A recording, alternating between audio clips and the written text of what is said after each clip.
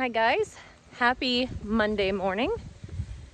Me and Harley, we are coming up here to fluff the cows' hay, and I want to show you guys a couple improvements on my Hayport and also show you how it's doing. So let me turn you around. All right, so first of all, you can see how nice the quad fits in here with the water tank to fill the water trough, which is lovely. And I keep my pitchfork up here. Every morning we've been coming up and just fluffing the hay. Now this was 2 bales, 2 4x4, so little ones. We put them in here Wednesday, and there's still a considerable amount of hay, so this is working great. There's Tony, you saw him in here using it. Now, I did have to go about down here and put in another rung because this little tarred bird right here was out in the run, but it did its purpose. It kept him in, so he was in but not in at the same time, so that worked out really good. Here comes Nut. She knows I'm gonna fluff the hay. But here's some other things that I did over the weekend. All right, so I put in, here we go, I'll show you better on this side. And I'm gonna have to clean it out, I know, but I put in rain barrels, and I should cover these as well with some screen. I'm gonna do that. I haven't got that far yet, but probably put some screen over top of that gutter too. But I put a gutter along here, and it works out well because the plastic kind of goes right here. It doesn't, but over there it kind of goes right in. So all the water that comes off of here is going to go mostly into there, and we're going to collect. Now, all right, I'll show you over here. Same principle. We did the gutter. I only did one length of gutter. I could have went the whole way to the end. I had enough to do it, but I thought one length was good. Plus, you know, they're gonna mess with it too. So I just left it here and right into the tank. So hopefully we'll be able to collect some rainwater. All in all, my biggest concern the whole time was that they were going to push in on this, and they are not. It has not moved 1 inch. So I am super happy. How we give the thumbs up.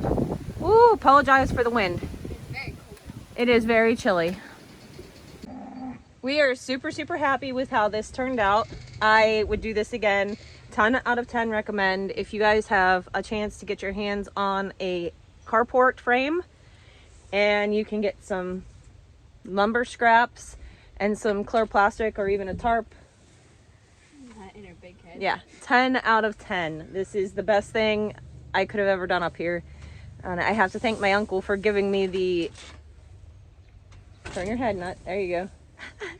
I have to thank my uncle for giving me the inspiration to use this, because I was planning on stick building a actual thing in this situation. So this worked out great. Couldn't be more pleased, huh? Yeah, so we're gonna zhuzh up their hay, and then we are gonna go down to the barn and we'll show you the new exciting things down there.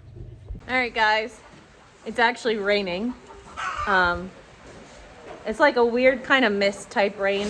That's what it's been doing all year here. It's just like this weird mist, and it'll rain hard for a little while and then it stops. But this is a nice rain. This is good. I like this. Not too heavy.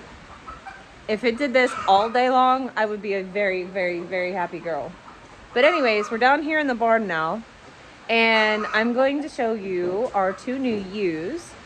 So we went to the breeder of Ramstein and Fozzie, our rams, and well, actually she came to me because they were dispersing their Suffolks, and she said, do you want any ewes? And I said, of course we want some ewes. So Harley, you could just leave them in there, but just pull them over here and we'll turn them around. Start with Serenity. So this first one is Serenity. Now these are both exposed ewes, and they are registered, and they're exposed to a registered ram. So we should be able to get some registered Suffolk stock from them, and we're excited for that. Now Serenity is already starting to bag up a little bit once we get these younger girls out of the way. I do have a good bit of sheep in this small stall, and the reason for it is because as soon as the feeder pigs go, they're moving out into that run and outdoor pasture setup. So And it actually wasn't as crowded in here until we brought home these two new girls, but okay. So I'm gonna turn you around and show you Serenity. All right, this here is Miss Serenity. And now she wasn't shown, so she's not stacking up quite right. But this is her. We really like her squareness and her substance. She's got a lot of nice substance there. Harley, let them see her pretty face. Yeah, that's the nice girl. She's very sweet. She's very, very sweet. We like her quite a lot.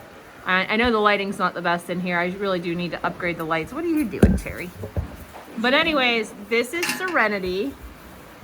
And yeah, we are really pleased with her. Now, as for comparison, these are all, like Vanilla is an adult. But she is most likely a Dorset, okay? And she was also a bottle lamb, so she's not huge.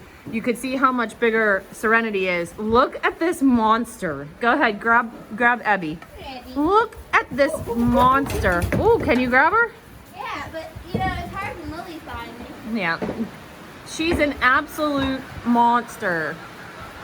I've never seen a ewe this tall. She's actually bigger than my ram. There you go. Bring her around. They're very sweet, but you know, sheep are flighty as can be. This is Abby, and she's just gonna add just mass to any lamb that we have here. She's got nice angulation to her. I mean, she's just, dare we use the show term exotic? She's bigger than most people's mini ponies. Okay, this ewe is massive, and once she is lambed and is all filled out and everything, I would expect her to be somewhere around the 350-pound mark, give or take. She's just massive. So apparently she gave twins last year. I think it would have been to the same cross, I would assume. And so we're hoping for twins out of her again. It might not be a while. Serenity's actually started to get a little bit of a bag, but she's a teensy tiny. yeah, so it probably will be like November, December, maybe until she lambs. But my goodness, what an absolute massive ewe she is. And she's very sweet. She's very. They are halter trained, and they are just very sweet girls, huh? Yeah, but we have hive mind, don't we? There she goes. So those are the two new girls. We're quite pleased with them. We are really, really, really pleased with these two new girls. They're going to add a lot of diversity and quality to our flock. We started with good ram power and nice ewes, and now we're going to have good ram power and good ewe power. So that's great. I'm excited to introduce them and keep, you know, baby girls out of them, just to grow our flock. So this puts us up to 14 ewes and 3 rams. And of course we retain a lot of the ewes that are born here. So, and we have the ram power to be able to continue to do that with the 3 rams that we have. At some point, we probably want to introduce a 4th ram. That has to be further down the road because Pirate is Fozzie's son. So we can breed to him, but we have to be careful who we breed to him. So yeah, this is our exciting new additions. We're really, really pleased with them. And like I said, when we got rid of the pigs, now our breeder pigs have gone. I'm going to put you guys down, I think. Our breeder pigs have gone off to their new home, and our feeder pigs go Thursday. So we have just a few more days with them. And that was what I was telling you guys, is I just prefer raising goats and sheep. And quite honestly, lately I've debated letting the cows go as well. Just because on our piece of property where we are, the cows are very water dependent, and obviously we're struggling in the water department. Now next year could be totally different. We could have monsoon season all year long. It's really hard to say. But for right now, cows are very water heavy, very, you know, they drink a lot. So yeah, and they also, you know, on our property, they don't have a whole ton of pasture to use. And so that means we have to feed them hay year round, which is something else that, you know, is costly if we don't make it our own. So these are just factors that everybody should consider, I think, when you're starting a homestead. I think it's really, really great to try the different things and see what really works for you. And that's what we've been doing since 2020 is we've really been just trying different species. We've tried basically all of them, right? Yeah. And we want to see what works well, what we like raising, what we don't like raising, what we will actually utilize, what we aren't going to utilize. So we do like to eat beef, but we also know people that raise beef. So we could find somebody that raises their cows the way that we like to and buy a butcher steer off of them. So there's lots of different things. It's what you really want to do and what works best for you. And we found that, again, the sheep and the goats is just what we really enjoy. The goats give us, the goats and the chickens give us the most product right now, wouldn't you say? Mm-hmm. We always have goat milk. We use, you know, goat's milk to make cheese. And, yeah, you can give them more hay. They ate it up. So, you know, keep with what you like. Keep with what works well on your property. And we live here right now. If we move, then perhaps the cows and the pigs would join us again. So it's just, it's one of those things that's really situational. Chase, can you grab those strings? There you go.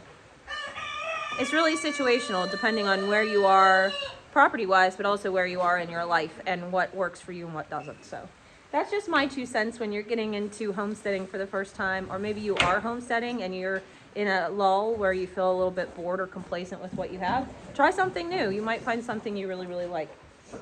So that's that. That's our new additions. Sheep are strong. Yeah, they are. They're huge. I really think she could put a saddle on Ebby and ride her down the road like a horse. I could train her for you. Oh, thanks, Ultra. Gabby. Yeah, Gabby. Anyways, I am going to go up to the house. I have a lot of canning to do. It is very chilly and rainy. I am supposed to go clean out a big water tank at my uncle's. I don't know if I'm going to do that today or tomorrow because it's a little chilly out. It's a little chilly outside to be doing that, but we'll see. It might warm up after it rains. I really don't think it's going to rain all day. 2 o'clock. Till 2? Oh, good. Maybe I won't have to. Maybe we'll get some rain in that there holding tank we put in. Yeah, that'd be nice. Yeah, so follow us along because we're going to show you what we're implementing for further rain collection and further water sources for the winter. We are bringing in a 1,000-gallon tank that we're going to put in our barn. I probably should build a platform for that. But I have to see how big it is first. And then that way when we can have water hauled in and we can fill the holding tank by the house and the holding tank down here, it's actually more cost effective if you do it that way. We also found water out in the pasture that we're going to put in a hand pump. So that's coming hopefully like within the next week or so. And yeah, so just more water collection every place we can, and then just fingers crossed that it actually rains. So that's what we're doing on the farm right now. I think the cats are fighting. Yeah, they are. Play fighting. Anyway, I hope you guys enjoyed this video, and we will check you guys out in the next one. Bye. Bye.